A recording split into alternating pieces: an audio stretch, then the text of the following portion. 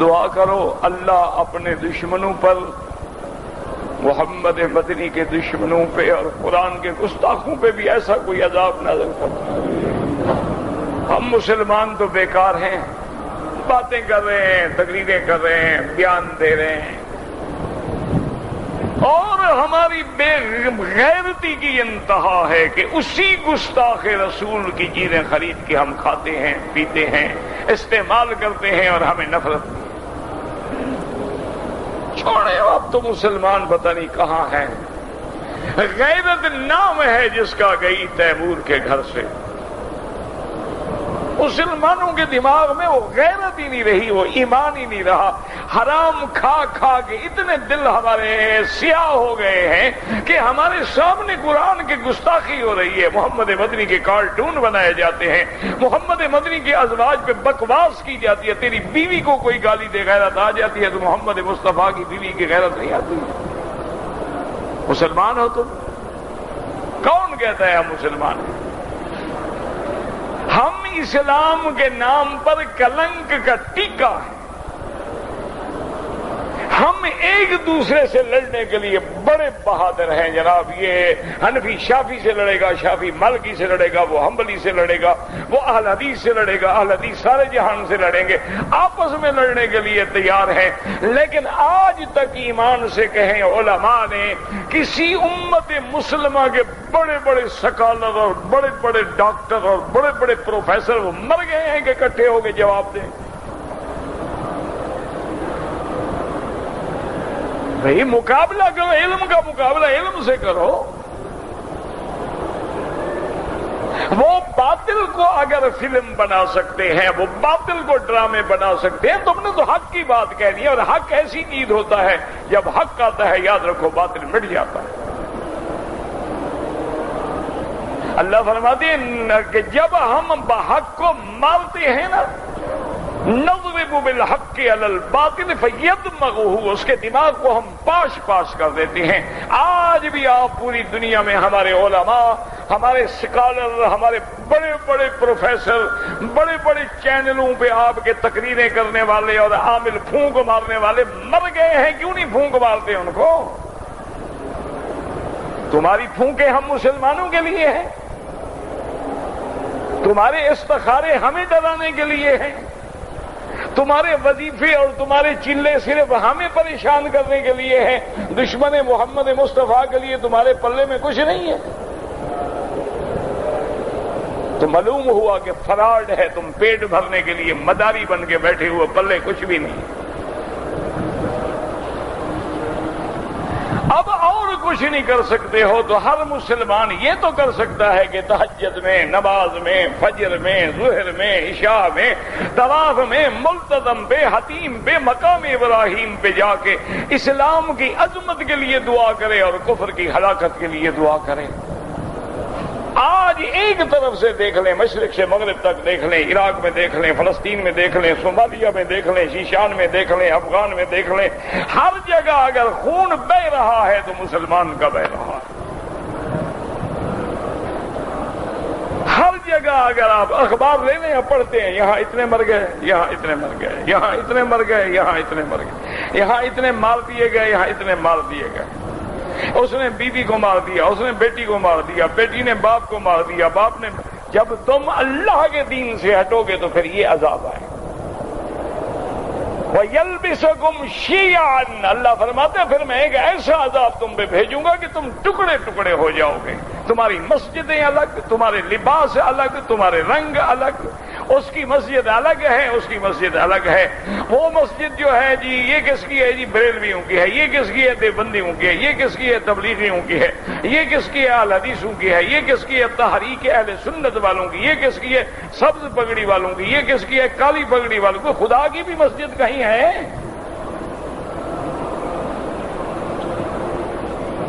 قرآن تو کہتے ہیں ان المساجد للہ، قرآن تو کہتے ہیں انما یامر مساجد اللہ من آمن باللہ والیوم الآخر۔ آج تک تاریخ عالم میں تم نے دیکھا ہے کہ مسلمان ہو اس کے سامنے مسلمان کو ٹکڑے ٹکڑے کر دیا جائے، وہ منہ پھیر کے چل دیتا ہے۔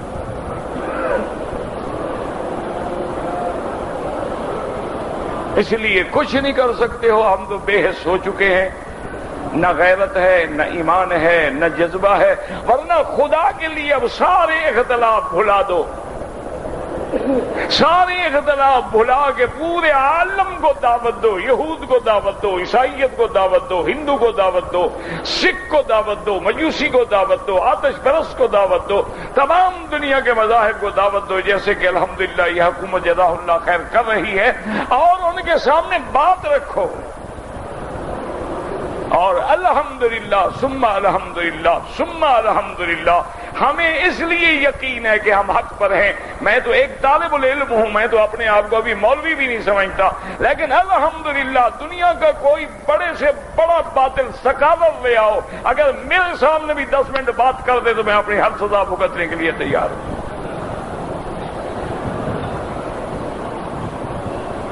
باقی یہ مکر اور فریب اور جناب پگڑیاں باندھ کے اور دھوم مچا دو، یہ اسی سے کافروں سے لڑو گے؟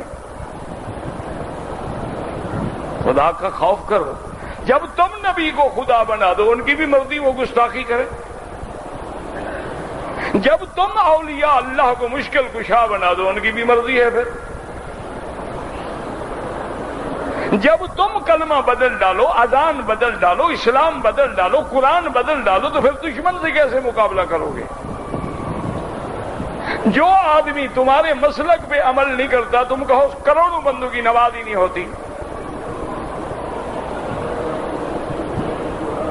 پھر ہم نے تو ایک دوسرے کو خود بے ایمان بنا دیا، مقابلہ کیسے کریں گے؟ ہم نے تو ایک دوسرے کو خود کافر بنا دیا ہے۔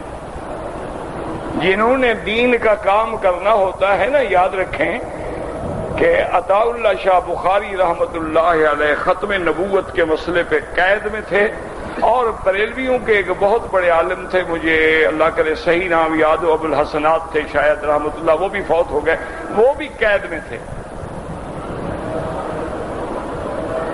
تو وہ جب ایک وقت میں جیلیوں کو بارک سے نکالا جاتا ہے حمام جانے کے لیے، تو وہ حضرت ابو البرکات جب جاتے تو بخاری لوٹا بھر کے ان کے پیچھے لے کے جاتے اور باہر کھڑے رہتے، پھر جب وہ مانگتے تو لوٹا رکھتے، اندر جگہ تنگ تھی۔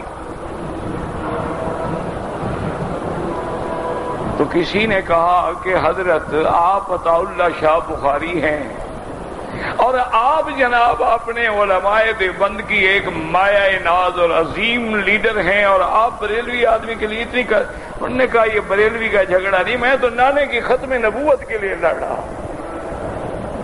میرے نانے کی ختم نبوت کے لیے اگر جنگل کے دیوندے بھی میری مدد کریں گے تو میں ان کا بھی منہ چوم لوں گا، اور تم ایسے دور میں بھی اختلاف کر رہے ہو اور ایک دوسرے پہ فتوے لگا رہے ہو اور ایک دوسرے کی نمازیں باطل کر رہے ہو۔ یہ وقت ہے سارے جھگڑے کھوڑ کے متحد ہو جاؤ، متفق ہو جاؤ، اور کفر کو جواب دو اور علمی جواب دو۔ لڑائی سے جواب نہیں ہوتے، یاد رکھو، لڑائی سے کچھ بھی نہیں ہوتا۔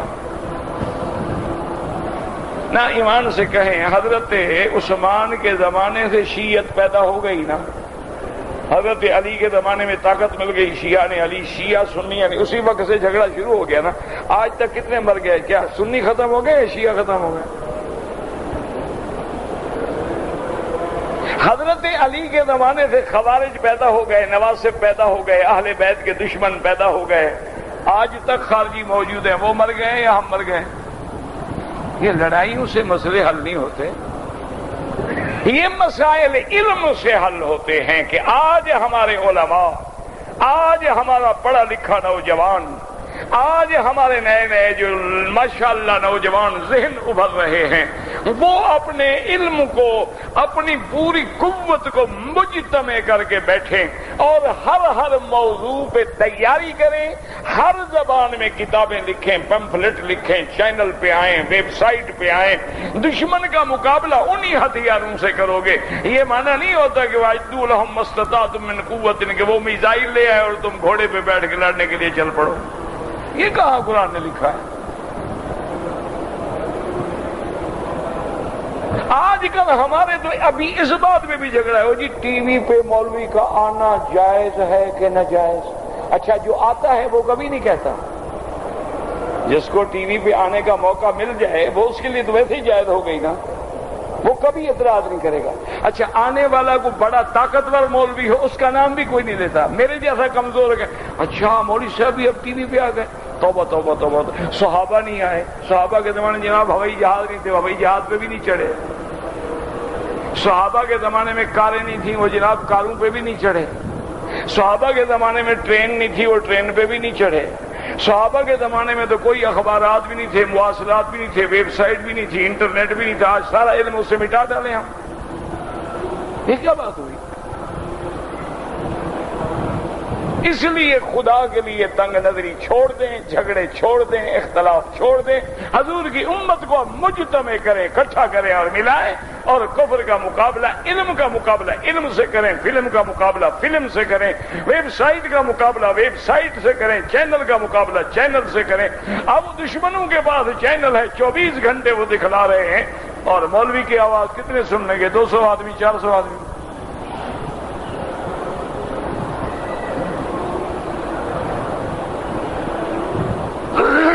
باقی ہم نے تمہاری دعائیں دیکھی ہوئی ہیں کہ جی حضرت نے دعا مانگی تھی، پھونک جو ماری، جو بم اڑ گیا، 65 میں بم اڑ گیا، 71 میں نہیں اڑا بدبخت۔ کہتے ہیں جی جب وہ ہندو آتے تھے نا پائلٹ بم مارنے کے لیے لاہور پہ، دادا صاحب مزار سے نکل کے بم پکڑ لیتے تھے، 71 میں ناراض ہو گئے تھے، انہوں نے کہا مرنے دو بدبخت۔ اور خدا کا خوف کرو، اللہ سے ڈرو، کیا عقیدے بنا رکھے ہیں تم؟ دشمنوں نے تو تمہارے مسجد اقصی کو گرانے کے فیصلے کر لیے ہیں، اور تم ابھی تک قبروں کے جھگڑوں میں پڑے ہوئے ہو۔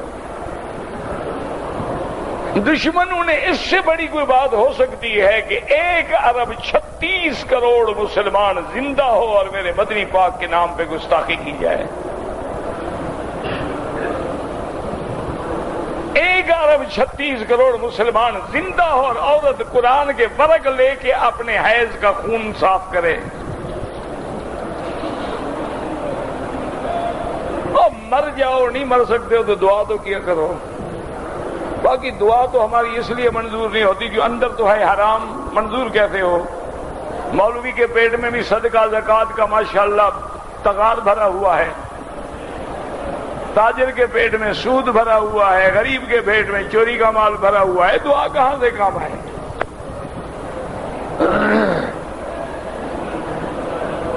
اس لیے اللہ فرماتے ہیں کہ جب ہم نے عذاب دینا چاہا تو پھر ہم نے فوجیں نہیں اتاری، ان کانت الا صیحۃ واحدۃ فاذا ہم خامدون۔